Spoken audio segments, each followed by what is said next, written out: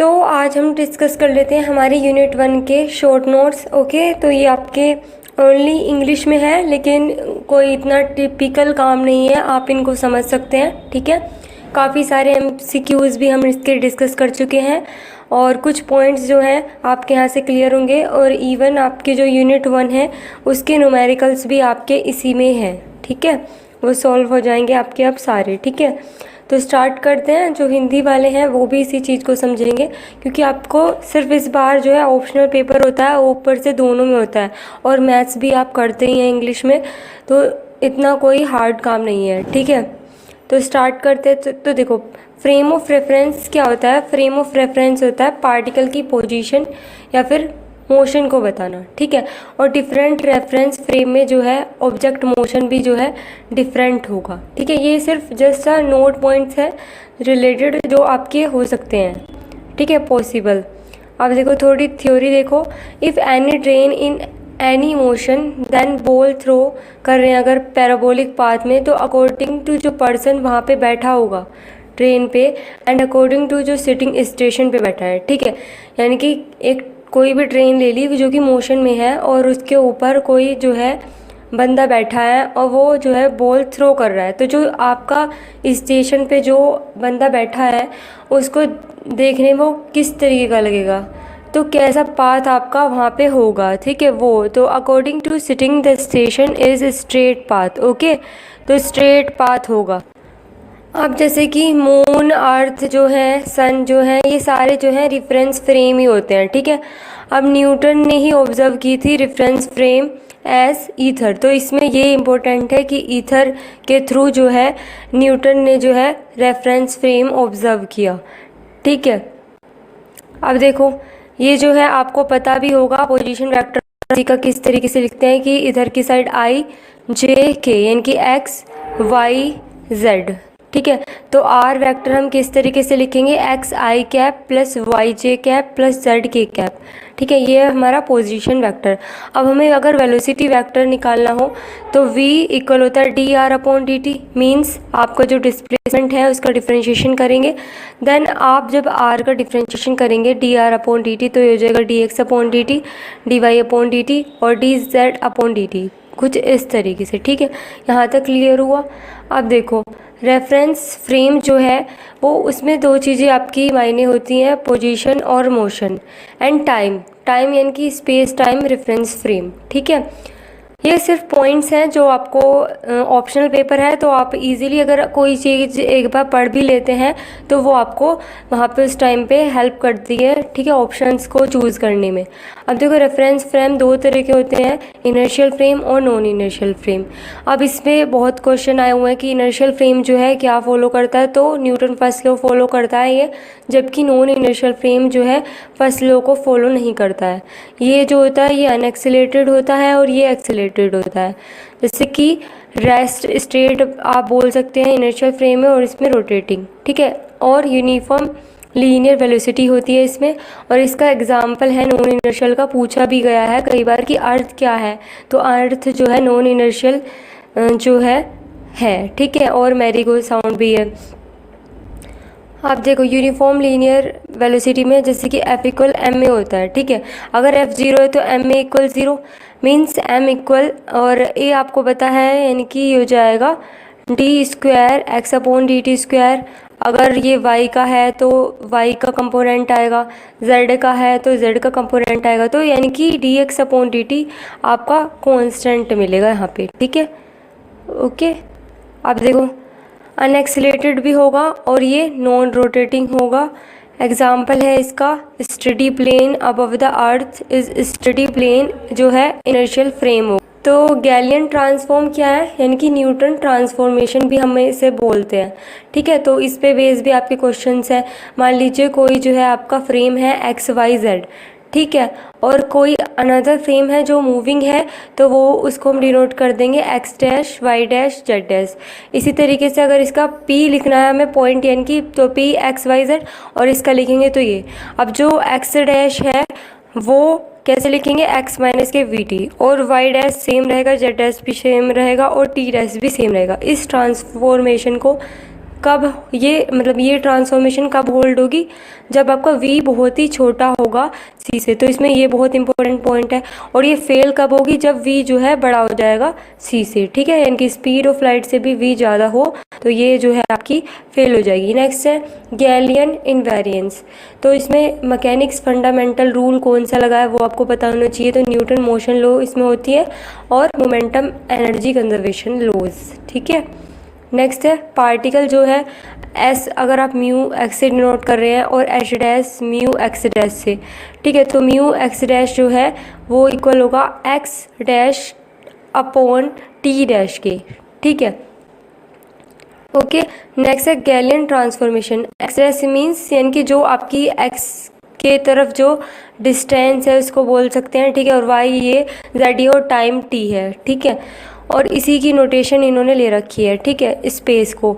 अब देखो x dash equal होता है एक्स माइनस के वी टी और टी डैश टी अभी बताया आपको। तो यहाँ पे मैं एक्स डैश की जगह अगर एक्स माइनस वी टी रखूँ और टी डैश की जगह टी, तो क्या होगा, तो एक्स अपॉन टी हो जाएगा और टी से टी कैंसिल हो जाएगा तो एक्स अपॉन टी माइनस के वी हो जाएगा, ठीक है। यहाँ से जो है म्यू एक्स डैश जो है अभी किसके बराबर है, ये है म्यू के, ठीक है, और ये x है ही साथ में माइनस के v, यानी कि 1/t जो है वो आपका बराबर है म्यू के, ठीक है,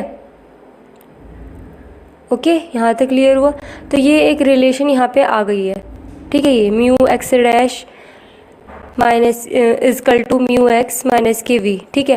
वेक्टर फॉर्म में इसको कैसे लिखते हैं, तो इसका जो डबल डैश वही डिनोट करता है या फिर डबल डैश बोल सकते हैं माइनस, क्योंकि आप, ठीक है, म्यू डैश और वी, तो ये आपकी है वेक्टर फॉर्म। वेक्टर फॉर्म में हम इसे इस तरीके से लिखेंगे या फिर इस तरीके से भी आपका ये आ सकता है, ठीक है, अगर डेल्टा डिनोट कर रहा है साथ में तो, ओके।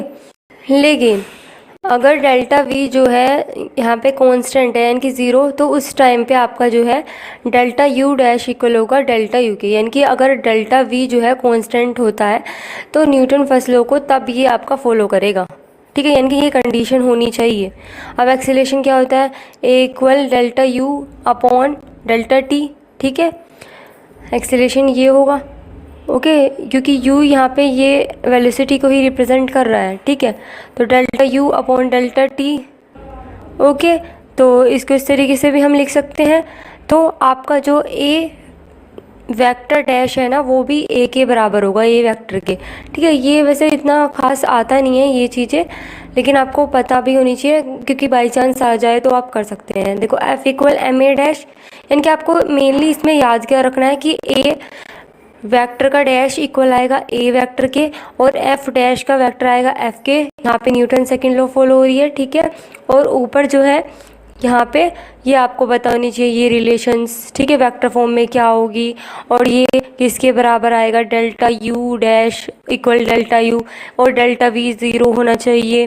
तो ये कंडीशन सिर्फ आपको पता होनी चाहिए इसके लिए, ठीक है। नेक्स्ट जो है माइकलसन मोर्ले एक्सपेरिमेंट, ये किस पे बेस है, तो ये इंटरफेरेंस पे बेस है, ठीक है। स्टार लाइट की स्टडी की जाती है इसमें ब्रैडली के द्वारा और डिस्कवर हुआ था 1887 में, ठीक है। अर्थ एंड ईथर जो है मोशन का डिटर्मिनेशन करने के लिए माइकलसन मोर्ले एक्सपेरिमेंट किया गया था, ठीक है।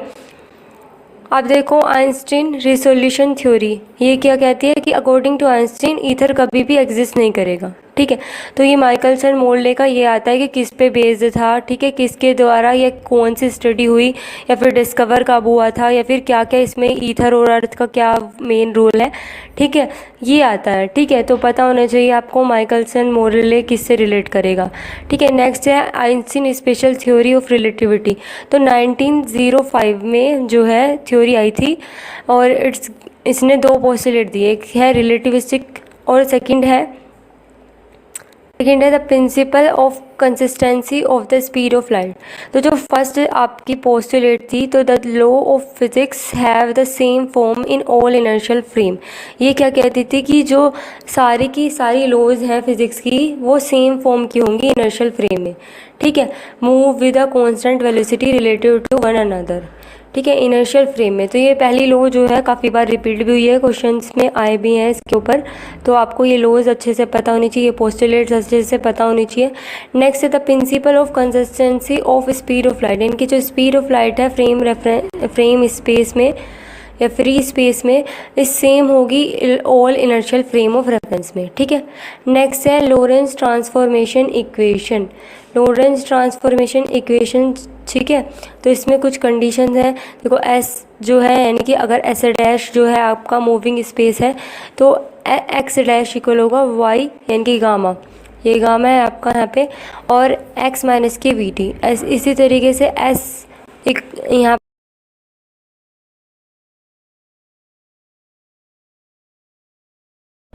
ओके तो ये एक्स डैश जो है जब हम मूविंग स्पेस में लिखेंगे तो आप इस तरीके से याद रखेंगे कि एक्स डैश मूविंग में जो है यहाँ पे एक्स सिंपल आएगा, वी भी सिंपल आएगा और टी भी, यानी कि इन पे कोई भी डैश नहीं आएगा और माइनस में आएगा। और जब एक्स आएगा, क्योंकि ये इक्वेशन सॉल्व करके आप वैसे इसे याद भी रख सकते हैं क्योंकि ये इक्वेशंस भी आ जाती हैं। ठीक है, और y x dash plus v t dash, यहाँ पे प्लस आएगा। ठीक है, तो आप इस तरीके से याद रखिए, यहाँ पे डैश है ना, तो यही डैश जो है यहाँ पे नेगेटिव का रिप्रेजेंट कर रहा है, और यहाँ पे एक्स है सिंपल, तो यहाँ पे ये प्लस का प्लस। ठीक है, यहाँ तक क्लियर हुआ।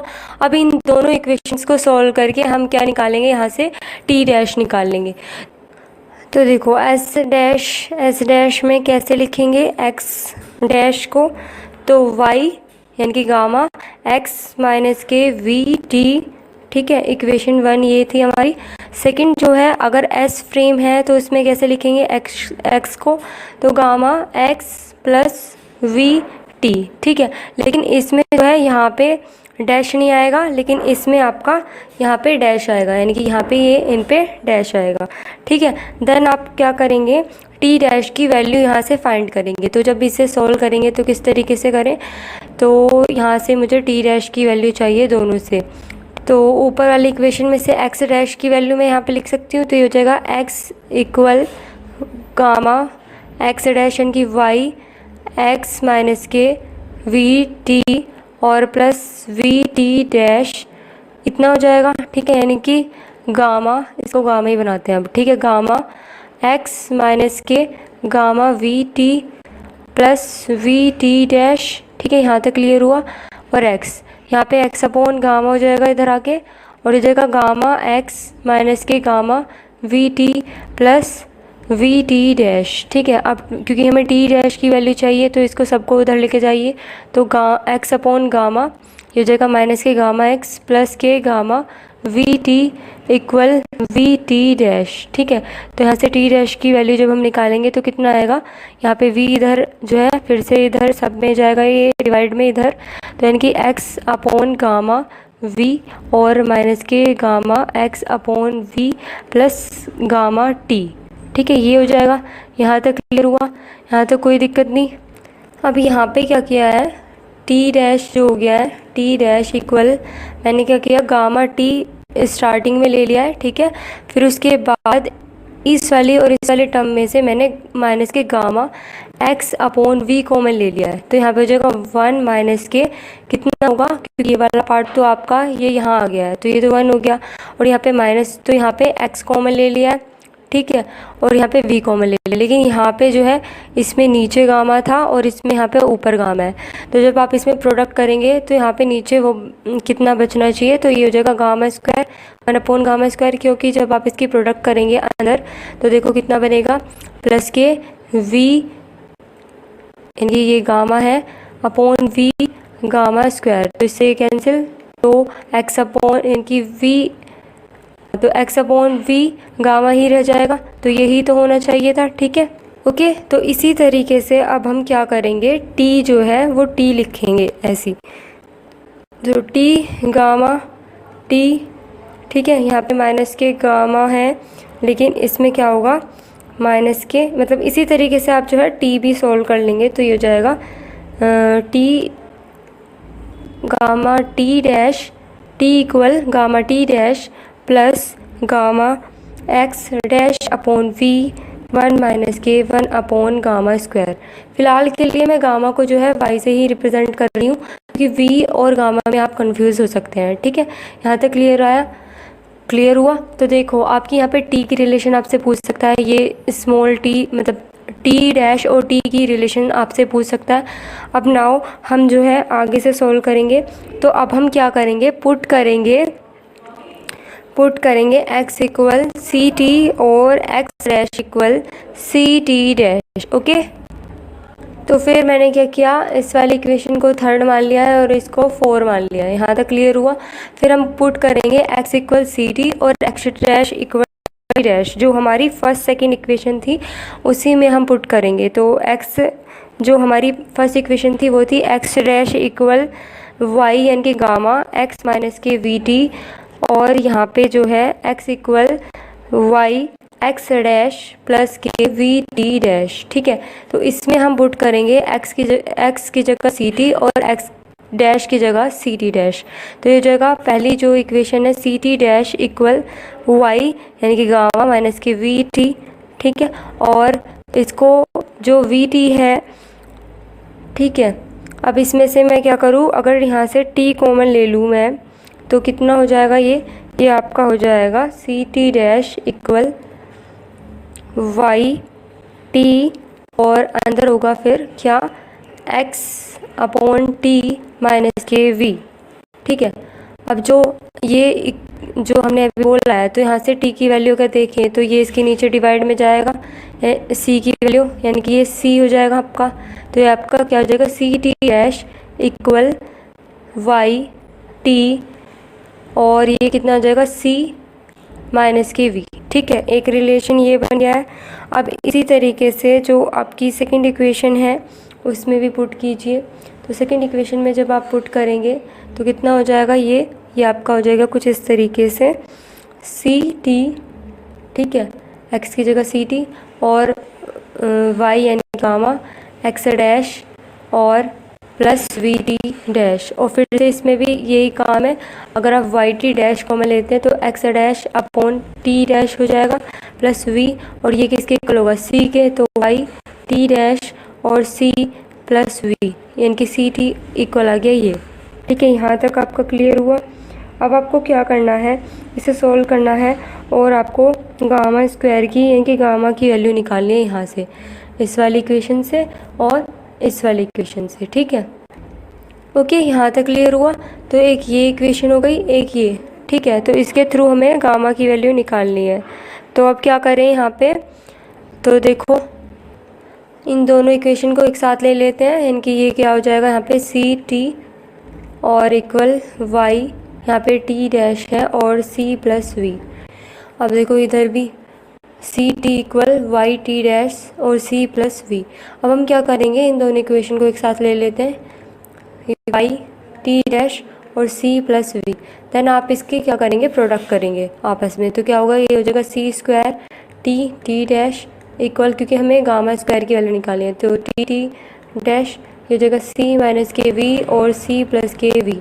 तो यहाँ पे A minus B, A plus B का फॉर्मूला बना रहा है, तो C square T dash equal Y square, यानी कि ये इधर आएगा तो ये कितना हो जाएगा टी डैश और सी माइनस के वी और सी प्लस के वी। ठीक है, हाँ क्लियर हुआ?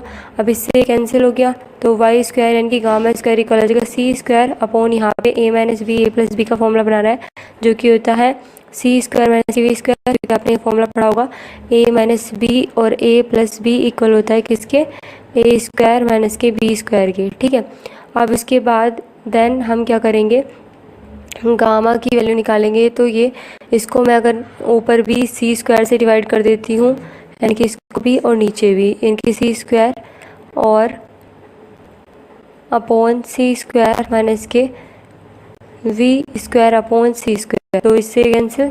ठीक है, यहाँ पे स्क्वायर अभी रखो, ठीक है, इससे कैंसिल, तो ये हो जाएगा, यानी कि गामा आपका जो आएगा वो आएगा 1 अपॉन रूट में, जब ये स्क्वायर इधर जाएगा तो 1 माइनस के we square upon C square. तो गामा जब भी आप यूज़ करते हैं तो यही करते हैं। ठीक है, ये तो पता होगा। अब आप जो है इसी तरीके से इनकी वैल्यूज़ पुट करके, जो मैंने आपको एक्स डैश और x की वैल्यू बोली है ना, वहाँ से हम, क्योंकि इसमें ये ही जो आपकी वैल्यूज़ हैं यही आती हैं। ठीक है, तो जो हमारी इक्वेशन 1 थी उसमें अब हम x डैश की और x की वैल्यू डायरेक्ट बता सकते हैं आपको। तो x डैश जो था वो था y यानी कि गामा माइनस के x माइनस वी टी। ठीक है, तो यहाँ पे गामा की वैल्यू पुट करेंगे तो x माइनस के वी टी अपॉन रूट में 1 माइनस के we square upon C square x dash. ठीक है, यहाँ तक क्लियर हुआ।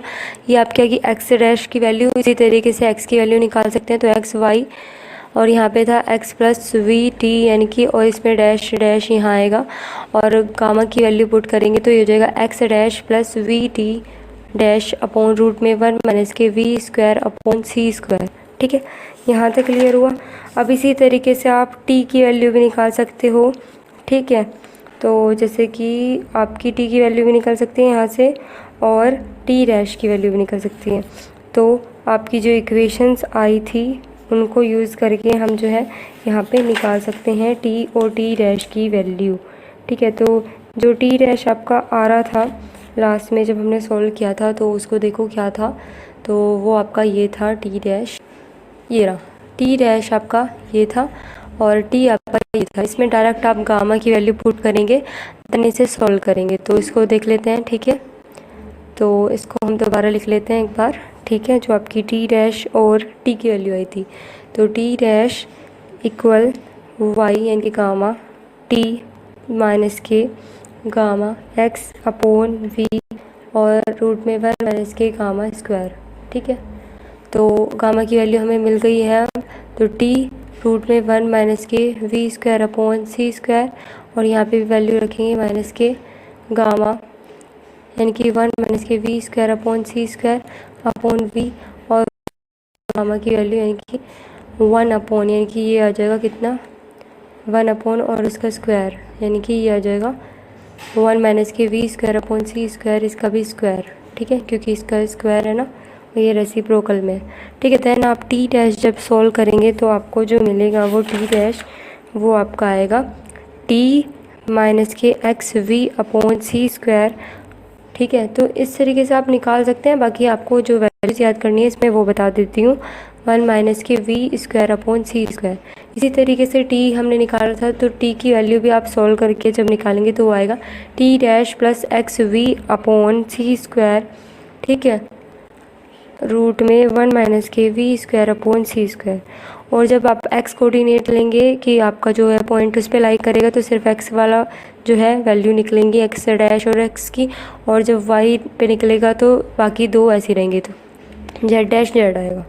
ठीक है, तो ये हैं आपके जो पॉइंट्स हैं। अब आप इसमें देख लेते हैं क्या क्या पॉइंट्स आपको याद रखने हैं। तो देखो, इसमें आपको टी का फॉर्मूला पता होना चाहिए, इसी तरीके से टी डैश का फॉर्मूला आपको पता होना चाहिए, गामा आपको पता होना चाहिए कि किसके इक्वल गामा आएगा। ठीक है, अभी जैसे हमने निकाला है। ठीक है, गामा किसके बराबर होगा। ओके, और जो है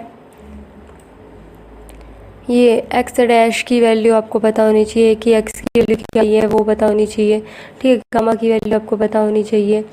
ओके, और स्टार्टिंग में जो हमने दो इक्वेशंस ली हैं वो आपको पता होनी चाहिए, और जो टी डैश की वैल्यू निकली है ये टी डैश और टी की वैल्यू आपको पता होनी चाहिए। ठीक है, याद कर लो अगर आपको सॉल्व करना नहीं आ रहा तो अब भी, और एक्स डैश वैल्यू और एक्स की वैल्यू। ठीक है, ये आपको पता होनी चाहिए। ठीक है, अब देख लेते हैं आगे के पॉइंट्स। ओके, यहाँ तक क्लियर हुआ। अब देखो आगे, लोरेंज ट्रांसफॉर्मेशन लिमिटेशंस क्या है कि रिलेटिव थ्योरी कब फेल होगी, जब v जो है आपका c से बड़ा होगा, वरना चलती रहेगी जब तक v आपका c से छोटा होगा। ठीक है, नेक्स्ट है लोरेंज ट्रांसफॉर्मेशन इक्वेशन क्या क्या सेटिस्फाई करती है, तो ये इक्वेशन को सेटिस्फाई करती है। और x square equal c square t, जो अभी हमने इक्वेशन में पुट भी किया है। ठीक है, जब आपके ये दोनों ज़ीरो होंगे, ठीक है, देन एक्स इक्वल आएगा सी टी के। ठीक है, ओके, यहाँ तक क्लियर हुआ। अब आगे का देखते हैं। ठीक है, लोरेंज फिट्जगेरल्ड, तो इसमें लेंथ कॉन्ट्रैक्शन का फॉर्मूला है L equal L naught root में 1 माइनस के we square upon C square. जब पे एल जो है वो इमेजिनरी है, एल नोट क्या है, प्रॉपर लेंथ है और इनिशियल लेंथ है। जब वी आपका बराबर होगा सी के तो एल जो है ज़ीरो होगा, यानी कि पॉइंट के बराबर दिखाई देगा। सिंपल सी बात है, वी अगर सी के बराबर है तो यहाँ हो जाएगा सी स्क्वायर अपॉन सी स्क्वायर, यानी कि 1 में से 1 जाएगा तो ज़ीरो, तो ये ज़ीरो हो जाएगा। तो लेंथ आपकी बिल्कुल पॉइंट के बराबर आपको दिखाई देगी। ठीक है, तो इसी वजह से एक एग्जांपल है, if train velocity is equal to velocity of light, then जो है ये इस तरीके से दिखाई देगी पॉइंट, यानी कि अगर आपकी ट्रेन जो है इतनी तेज़ चले कि स्पीड ऑफ लाइट से, तो आपको सिर्फ वो पॉइंट के बराबर ही दिखाई देगी। ठीक है, नेक्स्ट है टाइम डिलेशन क्या है, तो t equal t naught root में 1-v² होता है। जब v इक्वल c होता है तब आपका टाइम इन्फिनिटी हो जाता है। ठीक है, क्योंकि यहाँ हो जाएगा 1-1 और यानी कि टाइम जो है आपका रेस्ट में होगा उस टाइम पे। ठीक है, नेक्स्ट है rest of mass. Rest of mass के ऊपर भी आपके काफ़ी सारे क्वेश्चंस आ रहे हैं। ठीक है, तो m इक्वल m0 रूट में 1-v² और v इक्वल c अगर आप रखते हैं तो m इन्फिनिटी आएगा, जो कि पॉसिबल नहीं है। तो if v not equal c तो तभी हम m निकाल सकते हैं। ठीक है, ओके, नेक्स्ट है रिलेटिविस्टिक मोमेंटम एंड फोर्स। तो p इक्वल होता है mv के, तो m की वैल्यू पुट करेंगे ये यहाँ पे, और तो ये हम p भी निकाल सकते हैं। और फोर्स इक्वल होता है f dp/dt, यानी कि जब भी आपको क्वेश्चन में कहीं पे भी निकालना हो तो d/dt इसका हम करके निकाल सकते हैं। अब फोटोन का रेस्ट मास जो है वो 0 होता है। ठीक है, नेक्स्ट है आइंस्टीन रिलेटिविस्टिक जो इक्वेशन होती है वो होती है E इक्वल mc², और काइनेटिक एनर्जी m-m0c², दो रिलेशंस होती हैं। ठीक है, k इक्वल यानी कि E माइनस के m0c²।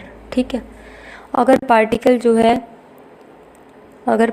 जो है क्या करेगा, टेम्परेचर इंक्रीज़ होगा तो मास भी इंक्रीज़ होगा। ठीक है, फोटोन का रेस्ट मास 0 होता है। आइंस्टीन मास एनर्जी इक्वेशन क्या क्या होती है, एक तो ये होती है, ठीक है, और दूसरी आपको पता है ये वाली। ठीक है, ये दोनों रिलेशंस होती हैं।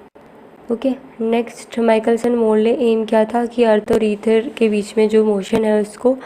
नेक्स्ट है स्टडी प्लेन कैसा है, तो इनर्शियल फ्रेम होता है। Moving particle velocity of light के साथ चले तो क्या होगा, इन्फिनिटी। इफ़ पार्टिकल टेम्परेचर बढ़ेगा तो मास भी उसका बढ़ेगा। ठीक है वो नॉन रोटेटिंग होता है और नॉन इनर्शियल।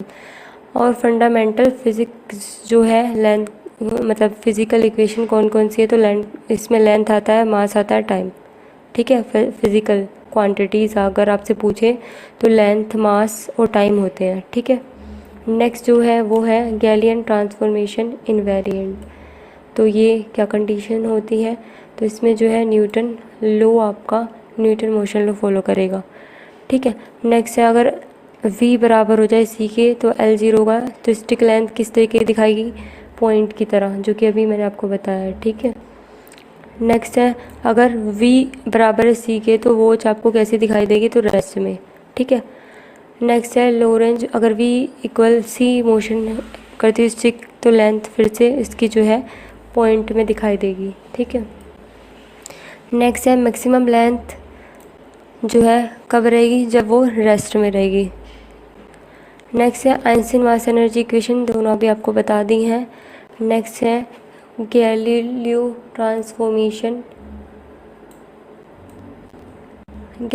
ट्रांसफॉर्मेशन एनवायरनमेंट किस किस को रखते, तो डिस्टेंस है इसमें। ठीक है, अब जो फंडामेंटल रेफरेंस फ्रेम के बारे में किसने बताया था, तो न्यूटन, सर जॉसक न्यूटन ने बताया था। ठीक है, फंडामेंटल डिफरेंस के बारे में।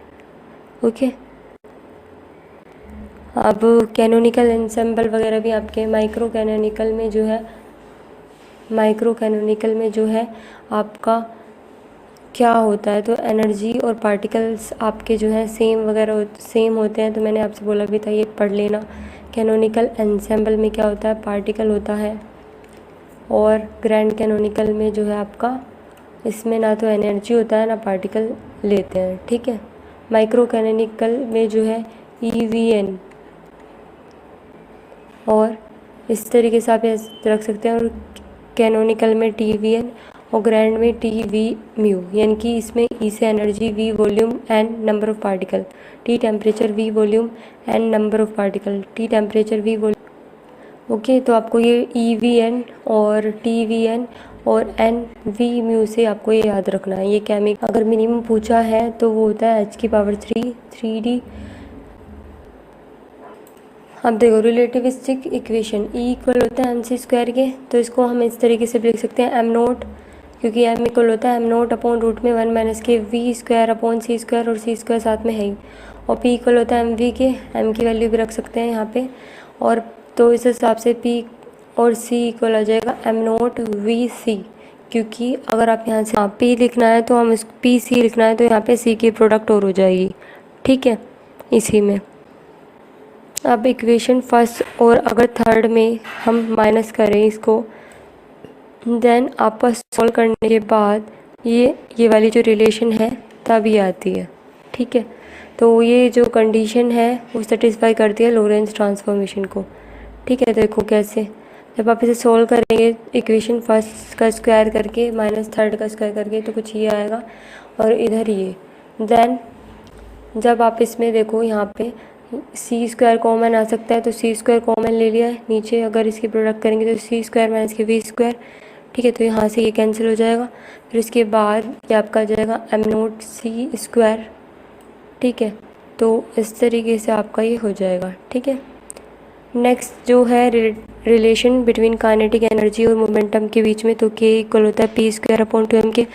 प्रूफ आपको वैसे आएगा नहीं, पता होना चाहिए डायरेक्ट, ठीक है, क्योंकि ऑप्शनल पेपर है, तो उस हिसाब से आप पढ़ाइए, तैयारी कीजिए अपनी, ठीक है। रेस्ट मास ज़ीरो होगा, एनर्जी और मोमेंटम एग्जिस्ट करेंगे मास लेस पार्टिकल के लिए, ठीक है।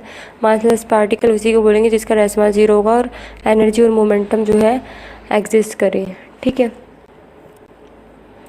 नेक्स्ट है एनर्जी, ई इक्वल होता है एम सी स्क्वायर के, ठीक है। अगर एम नोट ही ज़ीरो हो जाए और वी छोटा हो जी सी से तो ई भी आपका ज़ीरो होगा, और मोमेंट जो है पी इक्वल होता है एम वी के, अगर एम नोट ज़ीरो तो पी भी ज़ीरो होगा, एग्जाम्पल में जैसे कि फोटोन है, ठीक है, तो इसका पी भी ज़ीरो होगा मोमेंटम। अब नेक्स्ट है, अगर एनी रेफरेंस फ्रेम है value of c is constant होगी हमेशा, ठीक है। अब देखो क्वेश्चन आपके आ रहे थे जो न्यूमेरिकल से, वो इसी से रिलेटेड थे कि वी डैश आपको निकालना है और एम इक्वल दे रखा है 4m नोट, तो आपको रिलेशन पता है कि m इक्वल होता है m नोट अपॉन रूट में 1 माइनस के we square upon C square, तो m की जगह रखेंगे 4m नोट और m नोट से m नोट कैंसिल, यहाँ तक क्लियर हुआ। बहुत ही ईजिली आप ये वाले न्यूमेरिकल कर पाएंगे, ठीक है। फिर इसको सॉल्व करेंगे तो यहाँ पे 4 है इक्वल 1 अपॉन रूट में 1 माइनस के we square upon C square, तो इसका रेसिप्रोकल कर दो, मीन्स इसके नीचे 1 तो 1 अपॉन 4 और ये हो जाएगा इस तरीके से, ठीक है। अब देखो फिर इसका दोनों तरफ स्क्वायर कर दिया, 1 माइनस के we square upon C square, तो ये कितना हो जाएगा, ये आपका हो जाएगा कितना 1 माइनस के we square upon C square equal 1 upon 16, ठीक है। देन इसको सॉल्व करेंगे तो ये वी स्क्वायर अपॉन सी स्क्वायर इधर आ जाएगा और ये इधर आ जाएगा, तो ये हो जाएगा ये। अब 16 में से 1 जाएगा तो 15 अपॉन 16, तो सी स्क्वायर की प्रोडक्ट करेंगे तो 3 इंटू 10 की पावर जो है 3 इंटू 10 की पावर 8 होता है, ठीक है। तो फिर जब इसका डबल करेंगे, यहाँ पे स्क्वायर है क्योंकि, तो यहाँ 16 हो जाएगा। देन इसे सॉल्व करेंगे तो आपका वी यहाँ से हमें मिल जाएगा, ठीक है। तो यहाँ से आपका वी निकल गया। तो इस तरीके से होंगे जो इस यूनिट के क्वेश्चन है, ठीक है। नेक्स्ट है, अगर आपको एम नोट ये दे रखा है 9 इंटू 10 की पावर माइनस के 31 kg और वी आपको दे रखा है 4 अपॉन 5c और एम पूछा है, तो एम नोट ये वाली रिलेशन अभी आपको पता है, तो आपको एम नोट की वैल्यू दे रखी है तो एम नोट की वैल्यू रखो, वी की जगह ये रखो तो एम निकल जाएगा इजीली। तो इसको रखते हैं तो आपका क्या हो जाएगा, देखो यहाँ पे मैंने क्या किया, एम नोट की वैल्यू रखी है 1 माइनस के, यहाँ पे जब इसका स्क्वायर होगा वी का यानी कि 4 4 16 सी स्क्वायर अपॉन 25, सी स्क्वायर से सी स्क्वायर कैंसिल, ठीक है। यहाँ तक क्लियर हुआ। अब देखो तो सॉल्व करने के बाद आपको कुछ इस तरीके से आ जाएगा 9 इंटू 10 की पावर माइनस के 31 रूट में 25 माइनस के 16 अपॉन 25, इसको भी सॉल्व करेंगे तो ये आ जाएगा कितना 9 अपॉन 25, तो 9 अपॉन 25 का जब आप रूट निकालेंगे तो ये 3 हो जाएगा, ये 5 हो जाएगा, तो ये 3 यहाँ रह गया है और ये 5 के ऊपर प्रोडक्ट हो गया इस तरीके से, तो यहाँ पे ये 5 आ गया है, ठीक है। 3 से कट गया तो 3 3 जो 9 और 3 5 जो 15, तो यहाँ से आपका मास निकल गया। नेक्स्ट इस तरीके का क्वेश्चन भी आपका है कि v equal C upon root two दे रखा है और एम पूछा है, तो M equal M note root में 1 माइनस के we square upon C square relation आपको पता है। तो वी की वैल्यू रखेंगे सी स्क्वायर अपॉन 2 अपॉन सी स्क्वायर, तो इससे सी स्क्वायर से सी स्क्वायर कैंसिल हो गया, तो एम नोट अपॉन रूट में 1 माइनस के 1 अपॉन 2, तो कितना आ जाएगा एम नोट अपॉन 1 अपॉन 2 ही आ जाएगा, और इसकी इससे प्रोडक्ट इसकी इससे प्रोडक्ट, तो ये आ जाएगा रूट 2 एम नोट। ठीक है, तो आपका ये मिल जाएगा root 2 m naught. Okay, next जो क्वेश्चन है वो ये है कि वी आपको बताना है, एम दे रखा है 2 एम नोट, तो एम की जगह 2 एम नोट रखेंगे इक्वल एम नोट रूट में 1 माइनस के we square upon C square. ठीक है, तो एम नोट से एम नोट कैंसिल, तो यहाँ से कितना आ जाएगा, यहाँ से आ जाएगा आपका ये।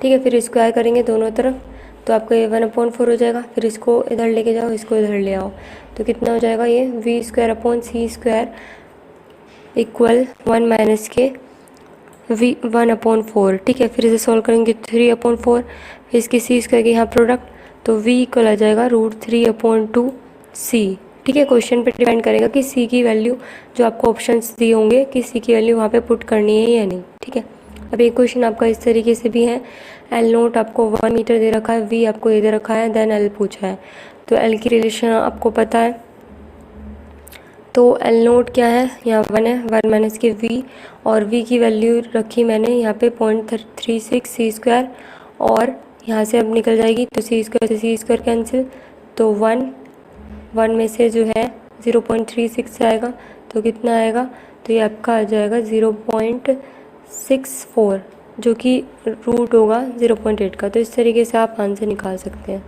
ठीक है, नेक्स्ट है, जैसे एल नोट आपको 1 मीटर दे रखा है और वी इक्वल सी है, वी इक्वल सी है, तो कितना आएगा, तो वी इक्वल सी है, क्योंकि l equal L naught root में 1 माइनस के we square upon C square, ये फॉर्मूला है। जब ये दोनों इक्वल हैं मीन्स 1 हो जाएंगे, फिर क्योंकि सी स्क्वायर अपॉन सी स्क्वायर हो जाएगा, फिर तो सी स्क्वायर से सी स्क्वायर कैंसिल होगा, तो 1 में से 1 गया तो 0, तो एल 0 हो जाएगा। सेकेंड में जब वी आपको रूट सी अपॉन रूट 2 दे रखा हो, तो सी अपॉन रूट 2 यानी कि इसका करेंगे तो सी स्क्वायर अपॉन 2 आ जाएगा, सी स्क्वायर से सी स्क्वायर कैंसिल, और तो 1 रूट में 1 अपॉन रूट 2, और इसको सॉल्व करेंगे तो इतना आ जाएगा। ठीक है, नेक्स्ट में कंडीशन आपको ये दे रखी है, फिर ये दे रखी है। ठीक है, तो इसको भी रख के सॉल्व करेंगे, तो जब इसको सॉल्व करेंगे तो कुछ इस तरीके से आपका 3/4 सी स्क्वायर से सी स्क्वायर कैंसिल, और ये 3/4, फिर इसको सॉल्व करेंगे तो आपका ये आ जाएगा। ठीक है, इसी तरीके से फोर्थ पार्ट भी आप सॉल्व कर लेना। ठीक है, तो हो जाएगा। प्रोटॉन की रेस्ट मास एनर्जी आपको पता होनी चाहिए क्या होती है, तो प्रोटॉन की रेस्ट मास एनर्जी होती है 937.5 मेगा इलेक्ट्रॉन वोल्ट। ठीक है, और पॉइंट देख लेते हैं। अब देखो, अगर आपको टोटल एनर्जी दे रखी है E equal to rest energy, यानी कि रेस्ट एनर्जी को हम ई नोट से डिनोट करते हैं, तो E equal to E naught, अब ई इक्वल होता है एम सी स्क्वायर, और ई नोट इक्वल होगा 2 एम नोट सी स्क्वायर। ठीक है, क्योंकि ये दुगुना है ई नोट के, यानी कि m c square equal to m naught c square, means E और ई नोट जो है ये एम सी स्क्वायर हो गया, और ये कितना हो जाएगा 2 एम नोट सी स्क्वायर। ठीक है, तो यहाँ से हम क्या करेंगे, सी स्क्वायर से सी स्क्वायर कैंसिल, और एम नोट हो जाएगा ये। ठीक है, 2 एम नोट, यहाँ से हमें एम की वैल्यू मिल गई है, तो अब डायरेक्ट फॉर्मूला यूज़ कर सकते हैं हम। ठीक है, यहाँ तक क्लियर हुआ। जब भी आपको रेस्ट मास एनर्जी के इक्वल हो, यानी कि ई इक्वल यानी कि एम सी स्क्वायर, और ई नोट क्या है यहाँ पे, वो होता है M naught c square, then ये पुट क्या है। ठीक है, यहाँ पे 2 ई नोट है। ठीक है, फिर देखो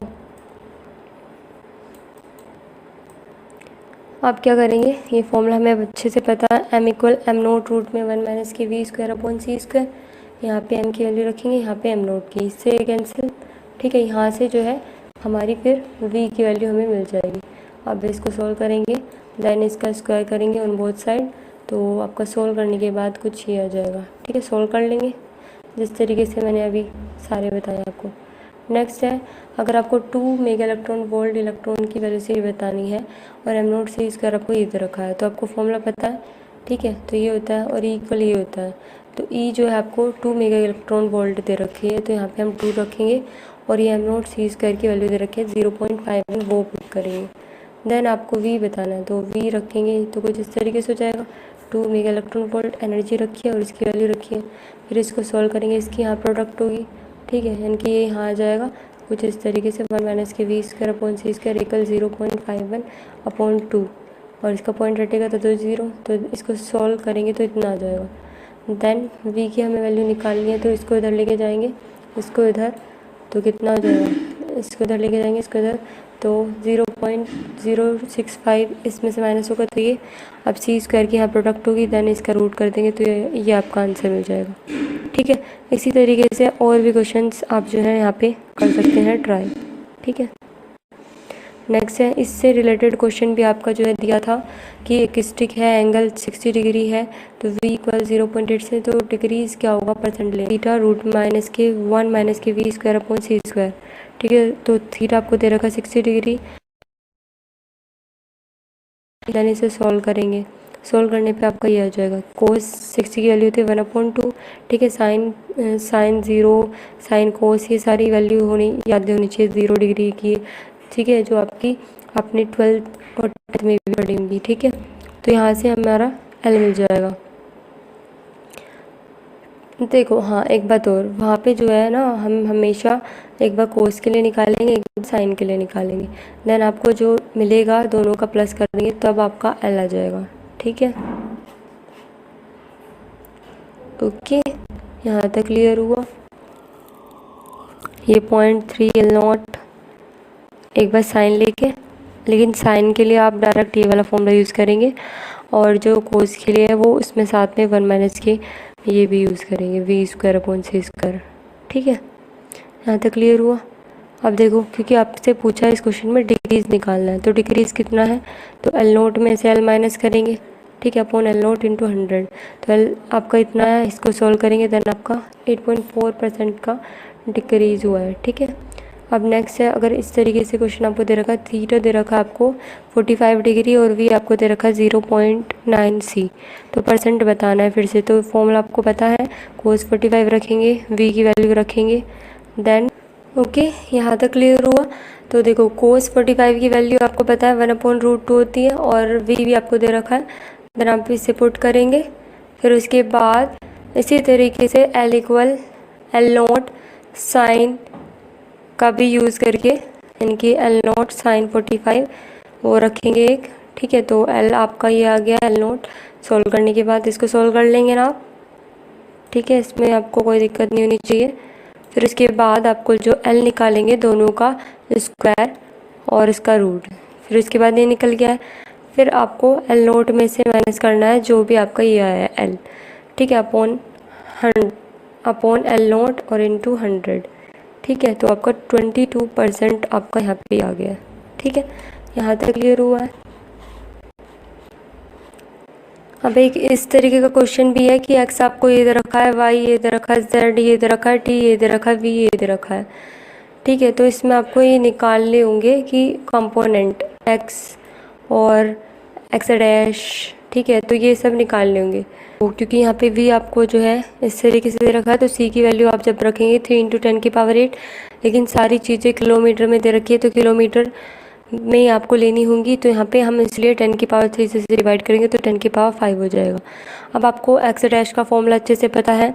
ठीक है, आपको x भी दिया हुआ है, v भी आपके पास पता है, t भी है, और सारी चीज़ें आपको पता है, देन पुट करके x डैश की वैल्यू आपको निकाल लेनी है। ठीक है, तो आपकी x डैश की वैल्यू हो जाएगी, और y इक्वल होगा y डैश के, और z इक्वल होगा z डैश के। यहाँ पे जब भी आपको कंडीशन में गिवन होगा कि पॉइंट इस तरीके से, ये क्वेश्चंस जो है कि किस डायरेक्शन में आपका जो है पॉइंट लाई कर रहा है, तो उस हिसाब से आपको ये निकालनी होंगी। ठीक है, और टी डैश अगर आपको निकाले हैं तो आप क्या करेंगे, डायरेक्ट ये फॉर्मूला यूज़ करेंगे, देन वैल्यू रखेंगे, आपका आंसर हो जाएगा। ओके, एक क्वेश्चन और देख लेते हैं, जैसे कि ये है pi meson pi positive proper mean lifetime आपको ये दे रखा है, और वी ये दे रखा है, तो आपको ये फॉर्मूला यूज़ करना है, और टी नोट आपको ये दे रखा है। ओके, डायरेक्ट आपको ये फॉर्मूला यूज़ करना है, टी नोट की वैल्यू यहाँ पे पुट कर देनी है, वी की वैल्यू पुट कर देनी है, देन आपका टी यहाँ से निकल जाएगा। तो इस तरीके से करेंगे आप ये वाले क्वेश्चंस। ठीक है, अब जैसे ये दे रखा है L नोट इक्वल 5 मीटर, ठीक है, आपको ये दे रखा है, V दे रखा है, थीटा दे रखा है, देन आपको फॉर्मूला अच्छे से पता है तो आप LX निकाल सकते हैं यहाँ से। इसी तरीके से LY कंपोनेंट जो आप निकालेंगे वो साइन का यूज़ करके आप निकालेंगे, ठीक है। तो मोस्टली अब आप इस जो यूनिट के हैं, जो क्वेश्चन टाइप आपके आते हैं उस टाइप के मैंने काफ़ी सारे क्वेश्चन डिस्कस कर लिए हैं, तो मुझे नहीं लगता अब आपको कोई दिक्कत होगी।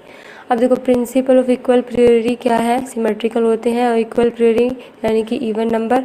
एग्जांपल में जैसे कि कॉइन टॉस कर रहे हैं तो उसमें हाफ ही जो है आने की संभावना है, हेड की भी और टेल की भी, दोनों की बराबर है, तो उसको बोलेंगे इक्वल प्रियोरी।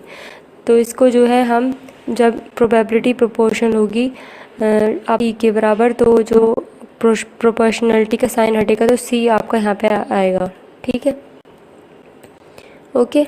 अब जहाँ पे सी आपका कांस्टेंट है और इनके ओमेगा ई की वैल्यू आपकी ये होगी, तो ये आपकी आ जाती है डायरेक्ट, ठीक है।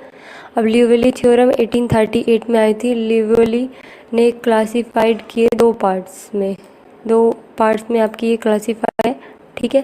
पहला डेंसिटी कंजर्वेशन लो फेस में, और सेकंड है एक्सटेंशन कंजर्वेशन लो फेस स्पेस में। जो डेंसिटी कंजर्वेशन लो है वो क्या कहता है, D rho upon D T equal 0 होगा, तो आपका रो कांस्टेंट होगा, ठीक है। इसी तरीके से D upon D T delta T जो है वो 0 होगा, तो डेल्टा टी कांस्टेंट होगा, जिसको बोलेंगे गिब्स लो। एंसेंबल में क्या होगा, आपका मोर पार्टिकल्स होते हैं जैसे कि, तो कुछ आइडेंटिकल होंगे, कुछ नॉन आइडेंटिकल बोलेंगे जिसमें आप पहचान नहीं सकते। आइडेंटिकल जैसे कि ए और बी आपको दे रखा है, बी ए, तो आप बता सकते हैं ना कि ये है। अब इसमें आपके जब सारे एक्स हैं तो आप नहीं पहचान सकते कि क्या होगा, तो एनसैम्पल में आपके ज़्यादा मोर पार्टिकल्स आते हैं, ठीक है। और फिर वो फेस में आपका जो है फेस पॉइंट आपका आएगा जो कि कंप्रेसिबल फ्लूइड होता है, और क्यू आई डॉट जो है वो इक्वल होता है D H upon D P I के, इसको बोलते हैं हैमिल्टोनियन ऑपरेटर, ठीक है। और इसी तरीके से पी आई का कंपोनेंट जो होता है उसमें नेगेटिव यहाँ पे याद रखिएगा, D H upon D Q I होता है, ठीक है। जो आपकी क्लासिकल मैकेनिक्स जो मैंने आपको प्लेलिस्ट भी मतलब बोली है कि ये टॉपिक रिलेटेड है, उसमें आपको काफ़ी सारे पॉइंट्स क्लियर होंगे अगर आप देखते तो। हम देखो एच जो है हैमिल्टोनियन का पाथ कैसे होगा, वो ट्रेजेक्ट्री होता है, ठीक है, मतलब ड्रॉ नहीं कर सकते, कट नहीं हो सकती एक साथ, इस तरीके से हमेशा ऐसे होगी। और ये लो जो है 1838 में आई थी।